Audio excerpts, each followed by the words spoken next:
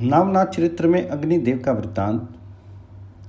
जिस प्रकार भगवान सर्वव्यापक हैं उसी प्रकार अग्नि का निवास भी सर्वत्र पाया जाता है।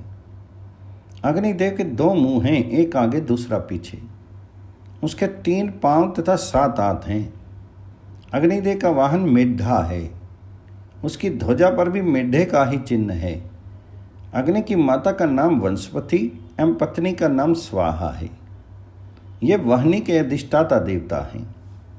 एक बार इंद्र के कहने पर अग्निदेव ब्राह्मण का वेश धारण करके शिवजी के समीप जा पहुँचे तथा भिक्षाम देहि कहते हुए खड़े रहे। उस समय शिवजी पार्थ जी के साथ विहार कर रहे थे। अतिथि को द्वार पर आया हुआ देखकर शिवजी का तेज गिरा। उस तेज को किसी के द्वारा धारण करना आवश्यक था, इसलिए अग्निदेव उसे स्वयं ही पी गए। परंतु अग्निदेव उस तेज को सहन नहीं कर सके अतः उन्होंने जो गंगा में पटक दिया। उस तेज के द्वारा स्वामी कार्तिकेय का जन्म हुआ। स्वामी कार्तिकेय देवताओं के प्रधान सेनापति बने। उन्होंने युद्ध क्षेत्र में राक्षसों का संहार करके देवताओं की रक्षा की। एक बार अग्निदेव ब्राह्मण का वेश बना करके जमुना नदी के तट पर जा पहुंचे। उस समय वहां भगवान श्री कृष्ण अर्जुन के साथ भ्रमण कर रहे थे। ब्राह्मण रूपी अग्नि ने श्री कृष्ण तथा अर्जुन के पास पहुंचकर ये कहा है, प्रभु मैं अग्नि हूँ। राजा श्वेतकेतु ने 24 वर्ष तक निरंतर यज्ञ किया था, जिसके कारण मुझे अजीर्ण हो गया है। यदि आप मुझे खांडव वन की वंशपतियों का भक्षण कराएं तो मेरा रोग जा सकता है। यदि आपकी आज्ञा हो तो मैं खांडव वन को जलाऊं। खांडव वन देवताओं के स्वामी इंद्र का है। उसमें इंद्र का मित्र तक्षक नाग अपने परिवार सहित निवास करता था। उसके भय के कारण अग्नि उस वन में प्रवेश नहीं कर सकता था। इसलिए अग्नि ने श्री कृष्ण और अर्जुन से अपनी रक्षा का आश्वासन प्राप्त करने के लिए यह मांग की थी। अर्जुन ने अग्नि को खांडव वन जलाने की आज्ञा दे दी। अग्नि ने जब खांडव वन को जलाना आरंभ किया उस समय इंद्र ने आकर अर्जुन के साथ युद्ध छेड़ दिया। युद्ध में इंद्र की पराजय हुई। अग्नि का अजीर्ण रोग दूर हो गया। खांडव वन को भस्म करने के उपरांत अग्नि ने प्रसन्न होकर अर्जुन को गांडीव नामक धनुष, अक्षय तुनीर तथा विजय रथ ये 3 वस्तुएं भेंट में थी। अग्निदेव के ऐसे अनेक चित्रों का वर्णन विभिन्न पुराणों में किया गया है। अग्नि नीलध्वज राजा के जमाता दामाद हैं। अग्नि को ईश्वर रूप पर शिव रूप माना जाता है। बृहद्रवा का सोमयाग। कुरुवंश में जन्मेजय नामक राजा अत्यंत प्रसिद्ध हुए हैं। उनकी 7वीं पीढ़ी में राजा बृहद्रवा का जन्म हुआ। उनके राज्य की राजधानी हस्तिनापुर में थी। एक बार राजा बृहद्रवा ने सोमयाग करने का विचार किया। उन्होंने अपने राजगुरु के समीप जाकर मन की इच्छा को कहा। राजगुरु ने राजा के विचार से सहमति प्रकट करते हुए यज्ञ आरंभ करने के लिए एक शुभ मुहूर्त निश्चित कर दिया। साथ ही यज्ञ के काम में आने वाली सामग्री की एक सूची भी तैयार करके दे दी। गुरु का आशीर्वाद पाकर राजा ने प्रधानमंत्री को बुलाकर यज्ञ की तैयारियां करने का आदेश दिया।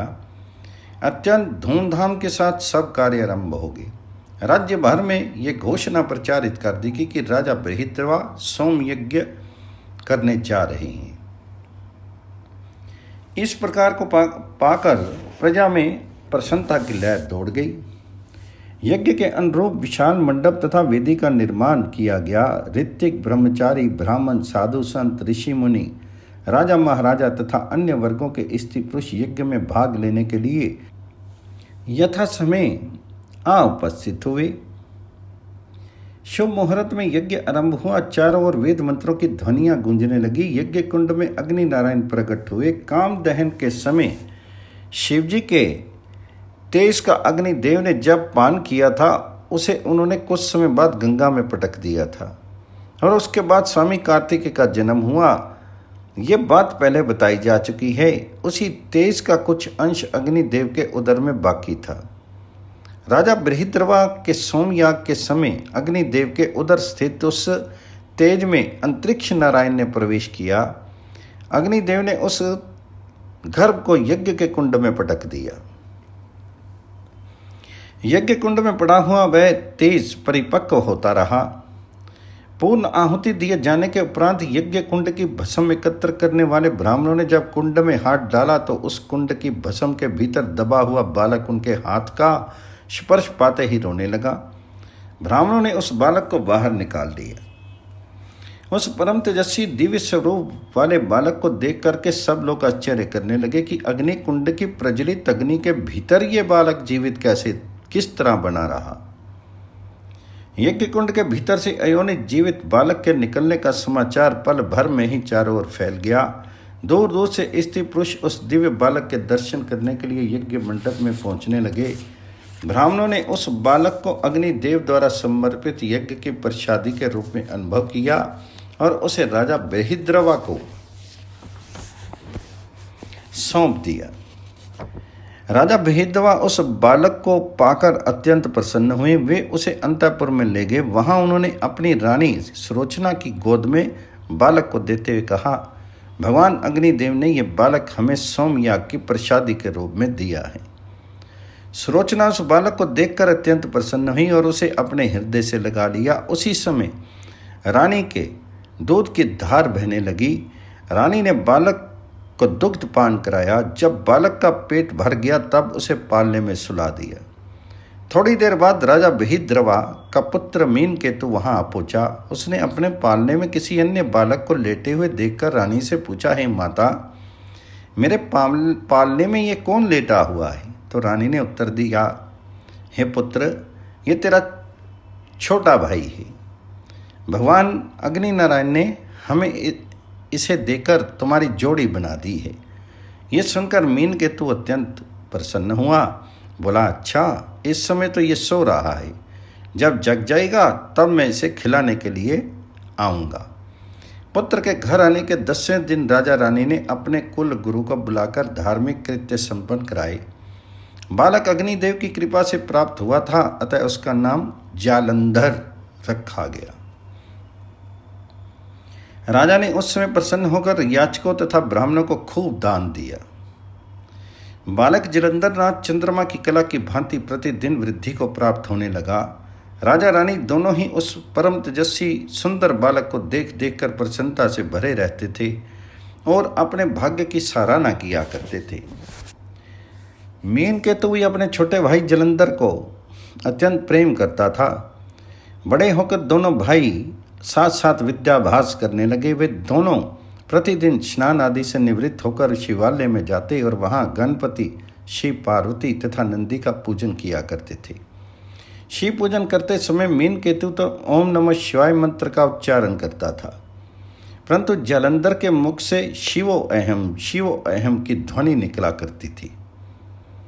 एक दिन मीनकेतु की ये बात घर आकर अपने पिता से कही। राजा बृहद्रवा तो जानते ही थे कि बालक जलंधर ईश्वर के अंश से उत्पन्न हुआ है, अतः उन्होंने मीनकेतु को भी ये रहस्य समझा दिया और कहा कि तुम्हारा छोटा भाई जालंधर भगवान शिव के प्रतिरूप अग्निदेव के अंश से प्रकट उत्पन्न होने के कारण शिवजी का ही प्रतिरूप है। ऐसी स्थिति में उसका शिवो अहम शब्द का उच्चारण करना अनुचित नहीं है।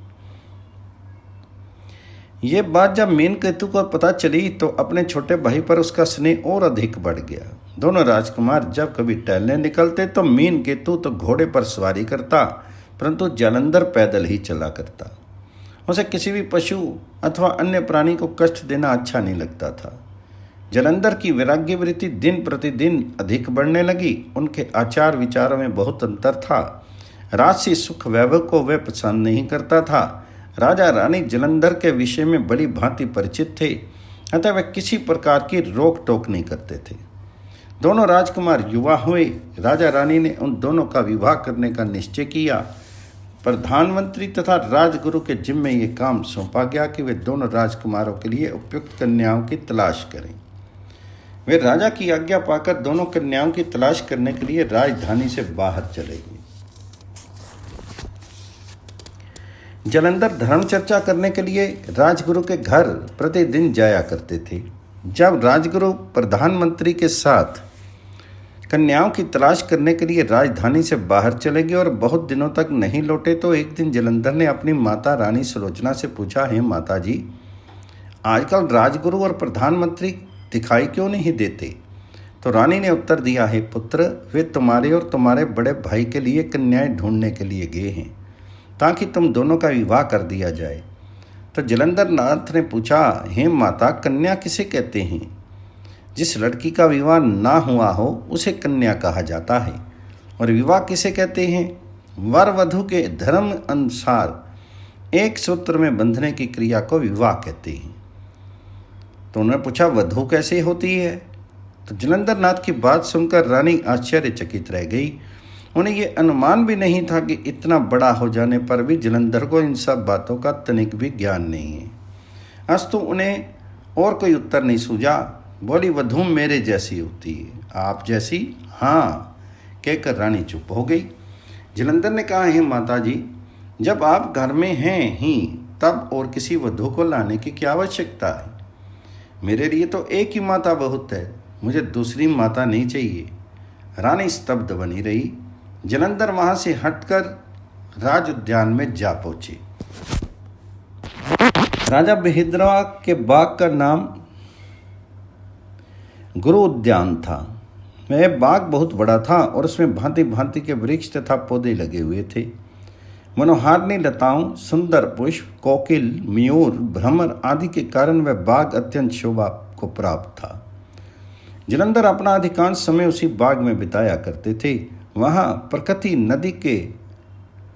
नटी के सुरम्य रूप को देख करके उनके हृदय में एक अद्भुत आनंद का संचार हुआ करता था।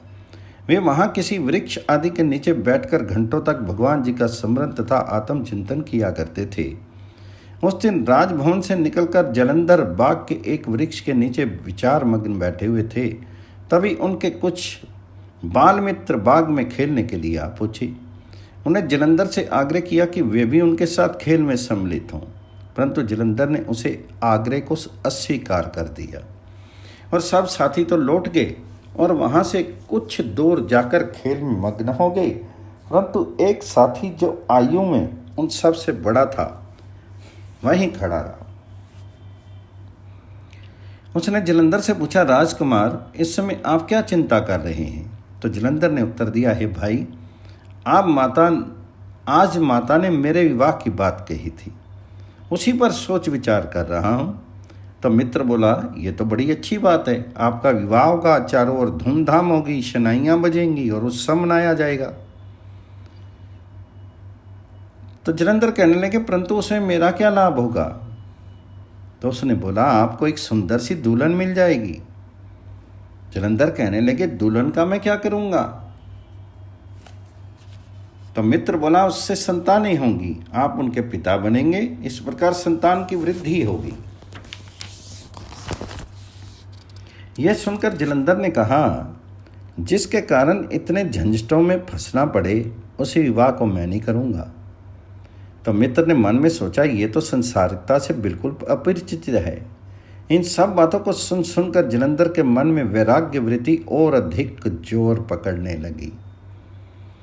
उसी समय उनकी दृष्टि सामने के एक पौधे पर जा टिकी। उस पौधे पर एक मकड़ी ने जाला बना रखा था। जो भी कीड़ा मकोड़ा इधर उधर से उड़कर आता वह उस जाले में फंस जाता और मकड़ी उसे चट कर जाती थी। जलंधर नाथ के मन में विचार उत्पन्न हुआ, यह संसार भी एक मकड़ी के जाले की तरह है। बाहर से यह बहुत आकर्षक दिखाई देता है, परंतु जो व्यक्ति इसमें एक बार फंस जाता है वह फिर जीवित नहीं रह पाता। अतः मुझे इसके मुंह से छूटकर आत्म कल्याण का मार्ग ढूंढना चाहिए। इस विचार के मन में आते ही जलंधर नाथ के ज्ञान चक्षु जैसे एकदम खुल गए। उन्होंने गृह त्याग का निश्चय कर लिया। वे बाग से उठे और राजभवन को ना जाकर के वन की ओर चल दिए। रात्रि होने तक जब जलंधर लौटकर घर नहीं पहुंचे तो राजा रानी को चिंता हुई। सब और उन्हें ढूंढवाया गया, परंतु कहीं पर भी पता नहीं चला। दूर दूर तक ढूंढने के लिए गए हुए सेवकों ने लौटकर यही सूचना दी, राजकुमार जलंधर नहीं मिले, पता नहीं वे कहाँ चले गए। राजा रानी ये तो जानते ही थे कि जलंधर ईश्वर के अंश अवतार हैं, अस्तु उन्हें एक और जहाँ पुत्र वियोग का दुख हुआ, दूसरी ओर अधिक आश्चर्य भी नहीं हुआ। उन्हें पहले से ही ये आशा थी कि जलंधर किसी दिन घर छोड़कर चले जाएंगे। इसलिए उन्होंने गृहस्थी के बंधन में बांधने का विचार किया था, परंतु उनके मन की इच्छा मन में ही रह गई। अंततः दोनों को संतोष करना ही पड़ा।